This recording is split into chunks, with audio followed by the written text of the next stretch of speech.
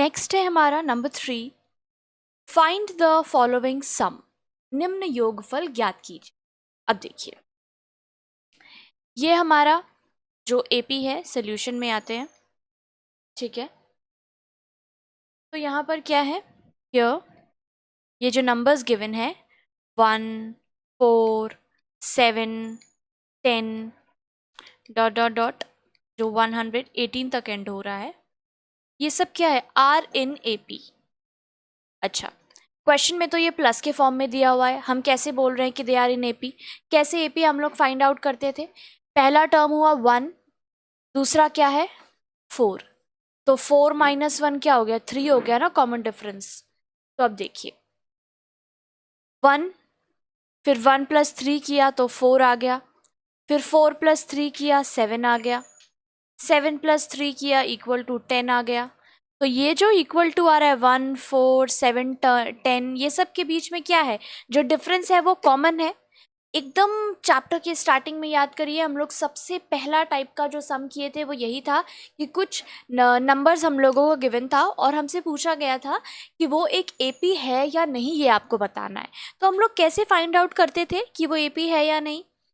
इसी से ना, कॉमन डिफरेंस से, कि सब में जो डिफरेंस आ रहा है, सब में क्या हो रहा है, +3 +3 +3 होके अगला टर्म आ जा रहा है, ठीक है। तो 3 क्या हो रहा था हमारा, कॉमन डिफरेंस, ठीक है। तो इसी के थ्रू हम लोग बता रहे थे ना कि जो गिवन सीरीज ऑफ नंबर है वो एक एपी है, राइट। तो चलिए अब इस क्वेश्चन पर आते हैं। यहाँ पर ये जो गिवन है 1 4 7 10, और ये एंड कहाँ हो रहा है, एकदम एंड हो रहा है ये 118 पर, ठीक है। तो ये तो पहला लाइन तो क्लियर हो गया कि here 1 4 7 10 till 118 are in AP. ये जो नंबर गिवन है वो क्या है, एपी में है, ठीक है। अच्छा, एक मिनट, इसको मैं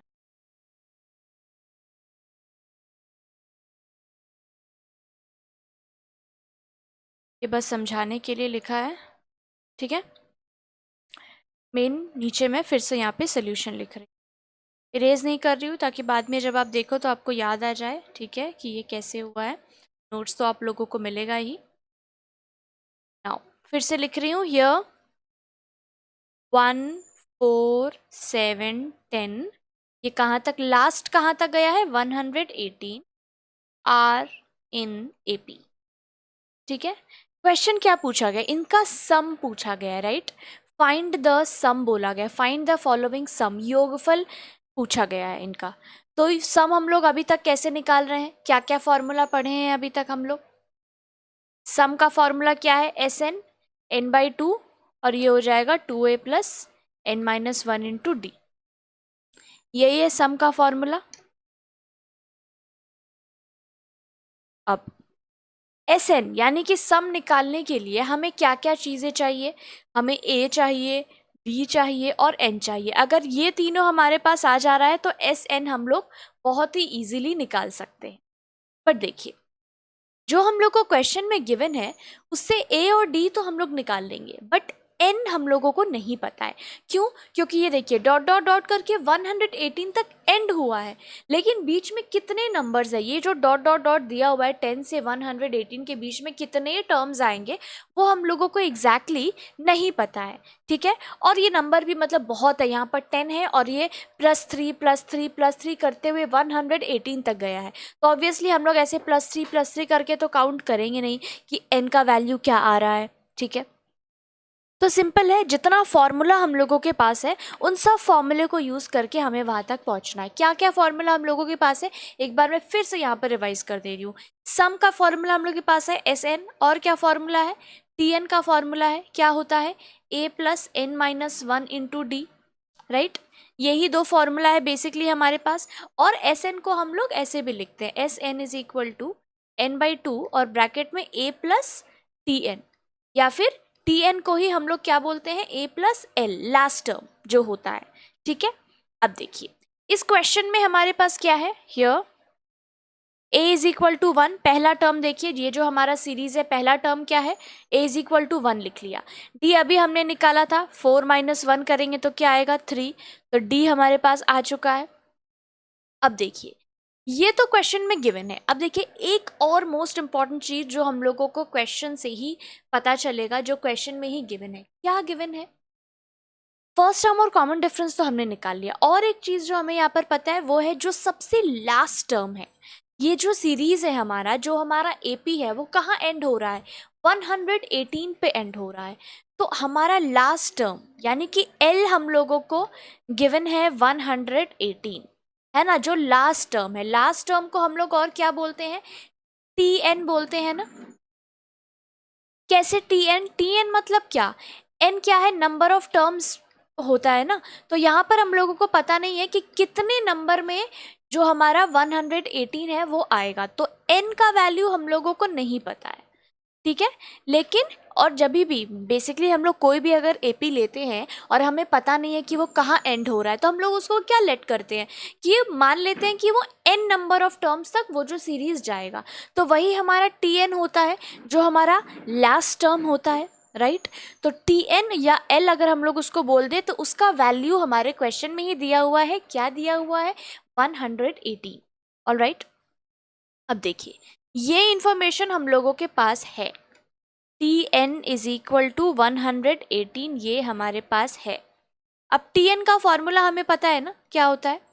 ए plus N minus one into D is equal to क्या है? 118 लिख सकते हैं ना हम लोग, क्योंकि टी एन का ही फॉर्मूला होता है A plus N minus D.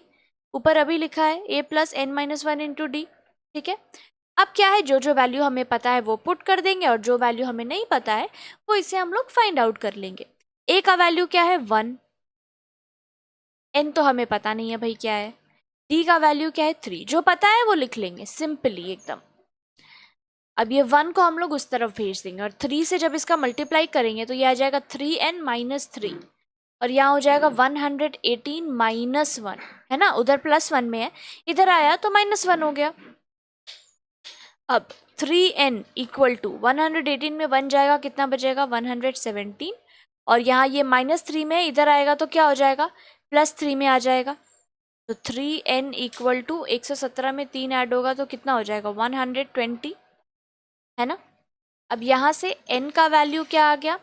120/3, जो कि हो गया 40। तो n का वैल्यू आ गया हमारे पास 40। तो कितना टर्म है? n का वैल्यू तो आ गया 40th टर्म है वो।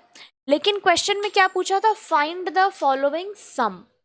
सम पूछा था ना। तो सम पूछा, इसका मतलब क्या? हमसे एस एन का वैल्यू पूछा जा रहा है ना यहाँ पे।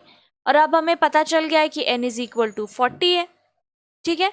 a इज इक्वल टू 1 और d इज इक्वल टू 3 तो हमने निकाल ही लिया था। ये सब तो इन्फॉर्मेशन है हमारे पास, तो हम लोग एकदम एस एन निकाल लेंगे, या फिर S40 इसको हम लोग बोल सकते हैं। क्या आएगा? फॉर्मूला क्या है? n/2। अच्छा अब देखिए, या तो आप ये फॉर्मूला ले सकते हैं 2a plus n minus 1 into D, या तो एक और फॉर्मूला जिससे क्या होगा आपका आसान हो जाएगा करना, a प्लस टी एन, या फिर इसको आप a प्लस एल भी लिख सकते हैं, n/2, और ये हो जाएगा a प्लस एल।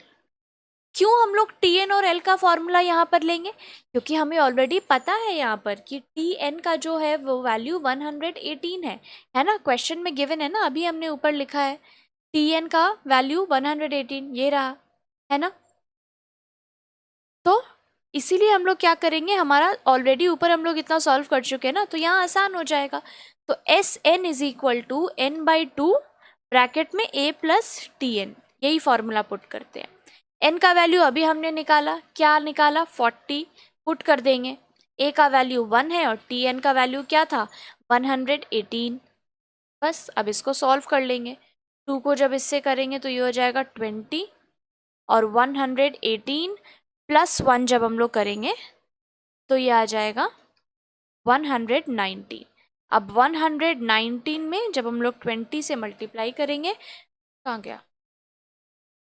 20 से मल्टीप्लाई करेंगे तो ये हमारा आ जाएगा 2380। आप इसको मल्टीप्लाई करके देख लीजिए, यही आएगा।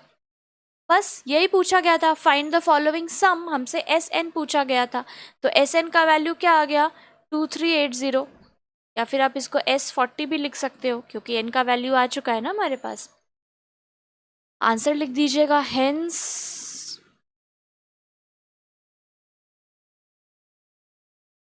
The required